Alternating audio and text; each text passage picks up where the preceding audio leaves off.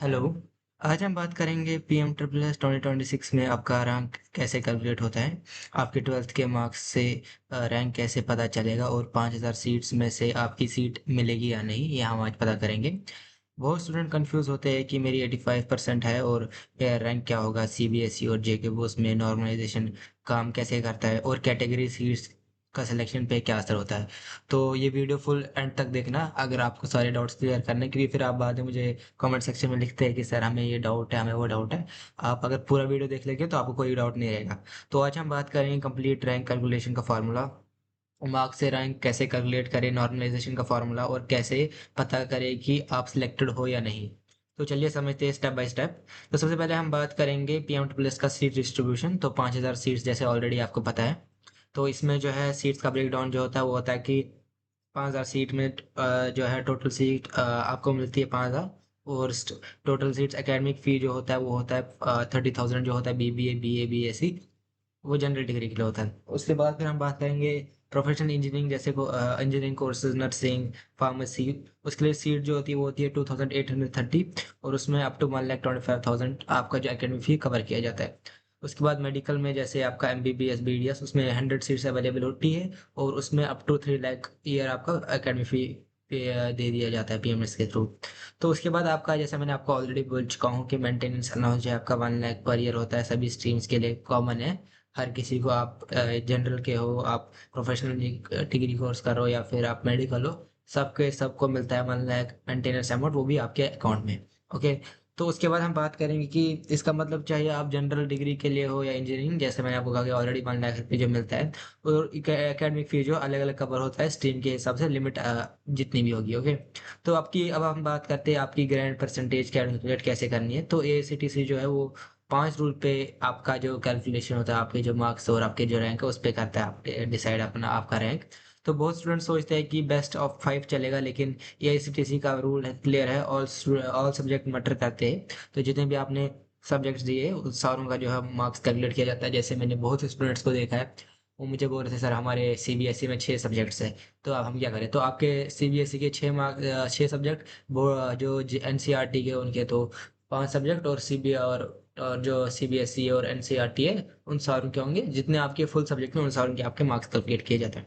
तो फॉर्मूला ये है कि grand percentage is equal to total marks obtain divide by total maximum marks, okay, और इनटू 100। तो अभी मैं आपको इवन ये दिखा दूंगा कि कैसे किया जाता है। मैंने इवन वो फाइल बनाई है जिसमें सारा कुछ कैलकुलेट किया जा रहा है, वो देखेंगे आप।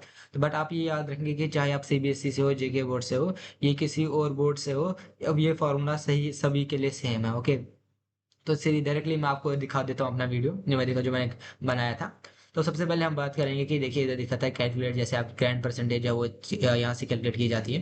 तो सबसे पहले जो है बेस्ट ऑफ 5, मैंने जैसे ऑलरेडी बोला है कि आपके जितने सब्जेक्ट्स है उनके हिसाब से। तो एग्जाम्पल लिखते हमने इस एग्जाम्पल लीजिए, चाहे आपके 500 में मार्क्स है और आपके 440 परसेंटेज, ओके, 440 मार्क्स है। तो 440 डिवाइड बाई 500 इंटू 100, वो आपका 88% निकलता है। ओके। तो इसमें जो मैंने इसमें ये बोला है, मैंने आपको इसमें एक और बार बार ये वो चीज़ आपको बता रहा हूँ कि 5 सब्जेक्ट मैटर नहीं करते, आपके जितने सब्जेक्ट है उन सारों का आपको लेना है टोटल। ओके। तो आपको जितने सब्जेक्ट्स आप उनका लेना है टोटल। तो उसके बाद उसका फॉर्मूला जो है normalisation score is equal to your grand percentage divide by highest percentage in your board in stream पर इंटू 100, क्योंकि हायर, एक तो आपके बोर्ड में जिसने हाईएस्ट लाए marks, plus and stream, stream में आपकी जो स्ट्रीम है आपका मेडिकल है, नॉन मेडिकल है, कॉमर्स है, आर्ट्स है, उसमें भी मैटर करता है। ओके। तो हमने जैसे इसका एग्जांपल लिया, जैसे 88 आपके, जैसे मैंने इधर कैलकुलेट किया, इधर आपका 88 परसेंटेज था, इधर 88 है, डिवाइड बाई जो हाईएस्ट टॉपर के मार्क्स कितने 99 जो आपके, और जो स्ट्रीम में जैसे आप मेडिकल स्ट्रीम में, तो मेडिकल स्ट्रीम के जो टॉपर है उसकी बात करेंगे, और इंटू 100 वो निकलता है 88.88 समथिंग। ओके। तो अगर आप जेके बॉस से आप एग्जांपल लीजिए, हमने इधर एग्जांपल ले लिया, आप जेके बॉस आर्ट स्ट्रीम के स्टूडेंट है और टॉपर ऑफ ईयर जो बोर्ड का है उसने 91 परसेंटेज स्कोर किए और आपने 83 किए, तो योर आपका नॉर्मलाइजेशन स्कोर जो होगा वो होगा 83 डिवाइडेड बाय 91 इंटू 100 होगा, वो आपकी निकलती है 91.2 परसेंटेज। ओके। तो अब इससे होता है हमारा ओवरऑल रैंक लिस्ट हमने बनाई है, जैसे मैंने देखी, मैंने इधर सारी एक ओवरऑल रैंक बनाई है। तो सबसे पहले मैं आपको दिखा देता हूँ जनरल कैटेगरी की। तो जनरल कैटेगरी में जो होता है वो, तो मैंने बोला कि बहुत ज़्यादा कंपटीशन होता है इसमें, क्योंकि इसमें जो रिजर्वेशन प्लस 57% होता है, बट स्टिल इसमें कंपटीशन बहुत ज़्यादा है। तो इसमें जो सीट्स अवेलेबल होती है वो होती है 2070 में जो होती है, इसमें आपको 1080, मैं आपको जनरल डिग्री की बात कर रहा हूँ, जनरल डिग्री में जो 1180 सीट्स होती है। उसके बाद आपको मैंने जैसे इसमें बोला कि SC कैटेगरी में आपका 8% रिजर्वेशन होता है और उसमें सीट जो होती है वो होती है 166 2070 सीट्स में। और ST की जो होती है 11% रिजर्वेशन होता है उसका 228 सीट्स।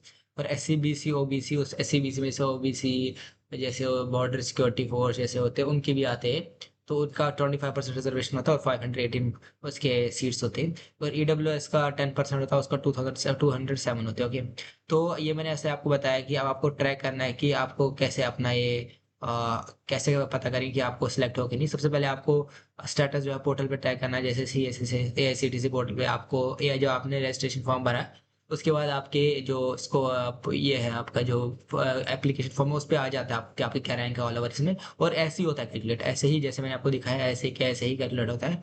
बस आप ये वीडियो पूरा देखते रहिए क्योंकि आपको ऐसे पता चलेगा। ऊपर से आपका प्रोविजनल मेरिट लिस्ट देखना पड़ेगा, वो हमेशा AICTC पब्लिश करता है। आपके पिछले लास्ट के 3-5 ईयर से जो था वो इस पे पब्लिश करता था, और ये ना ऑनलाइन रिलीज का था, लेकिन लास्ट के 3-4 ईयर से नहीं कर रहा है पब्लिश क्योंकि वो प्राइवेसी का कंसर्न था।